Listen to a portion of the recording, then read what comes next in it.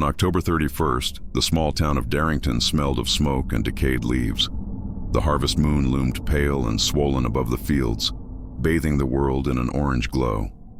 Rachel Miles, 31 and recently divorced, had returned to her childhood home for what she promised herself would be just a quiet Halloween. Her parents had passed years ago, leaving behind a farmhouse on the edge of the cornfields. It creaked with age, but it was hers now. The neighbors spoke of strange things in the harvest dark, shadows moving where they shouldn't, whispers carried on the wind. But Rachel had always dismissed them as rural folklore, small-town stories meant to scare children. Yet that night, alone in the farmhouse with only a half-carved pumpkin glowing faintly in the window, she began to feel uneasy. The air felt too still. Every gust against the window sounded like fingers scratching to get in.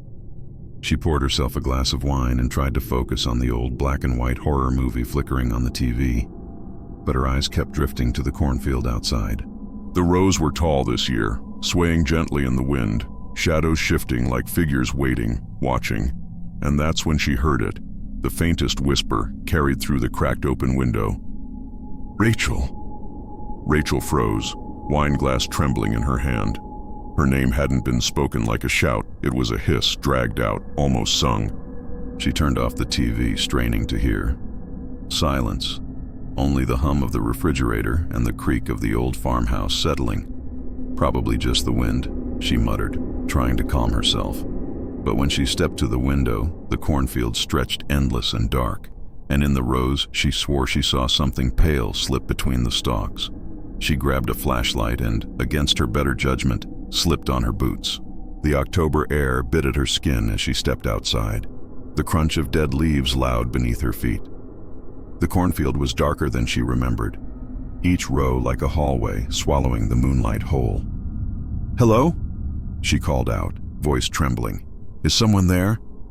The beam of her flashlight caught nothing but endless stalks until it flickered, just once, enough to reveal a figure standing deep within the rows, too far to make out. Her stomach dropped. She stumbled back, heart racing, but the figure didn't move, didn't step closer, just stood, head cocked, as if listening. Rachel fled back into the farmhouse, bolting the door and shutting every curtain. She tried to laugh it off, but deep down she knew. That whisper had used her name. It had known her. Hours later, Rachel tried to distract herself by rummaging through the attic. Old boxes, childhood toys, her mother's china set, familiar things to ground her. That's when she found it. A wooden box she didn't remember seeing before. It was carved with strange symbols, unfamiliar, swirling patterns that seemed to shift when she stared too long. Against her better judgment, she opened it. Inside was a mask. Not plastic, not decorative. It was old, made of cracked leather and stained with something too dark to be paint. Its eye holes were ragged, uneven, as if clawed open. The air seemed heavier with the mask in her hands. Her chest constricted. Then she heard it again, closer this time. "Rachel." The whisper came from behind her. She spun, nearly dropping the mask, but the attic was empty, just shadows pooling thick in the corners. Her pulse thundered. She shoved the mask back into the box, slamming the lid shut. But the feeling lingered. She wasn't alone anymore. That night, Rachel tried to sleep, but the farmhouse came alive with sounds. Thumps on the roof, footsteps pacing the hallway, doors creaking open and slamming shut. She locked her bedroom door, curling under the covers like a child. At 3:13 a.m., she woke to find the mask on her nightstand. She hadn't brought it there. The eye holes stared at her, wide and black. Her phone buzzed violently on the table beside it. A message appeared on the screen.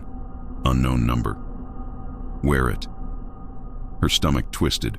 She deleted the message, hands shaking, but another came instantly. Or it will wear you. Her heart pounded as the air in the room grew frigid, her breath fogging. From the corner, she saw it. The pale figure from the cornfield, closer now, head tilted at the same unnatural angle. Its whisper slithered across the room.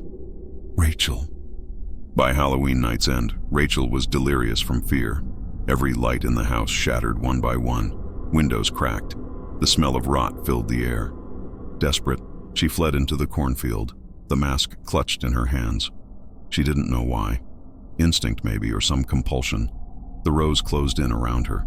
Stalks clawed at her skin. The whispers grew louder, overlapping, dozens of voices all chanting her name.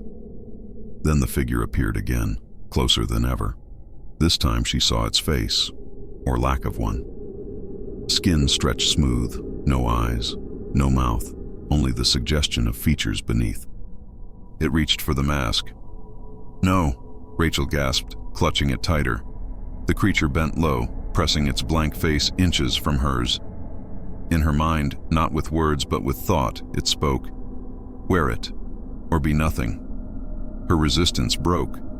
With shaking hands, she lifted the mask and pressed it against her face. It burned. She screamed as the leather fused to her skin, her vision tunneling into darkness. The last thing she saw was the harvest moon, dripping blood-red light across the cornfield. The next morning, neighbors found Rachel's farmhouse abandoned. The pumpkin in the window had rotted overnight, collapsing inward as though weeks had passed in a single night.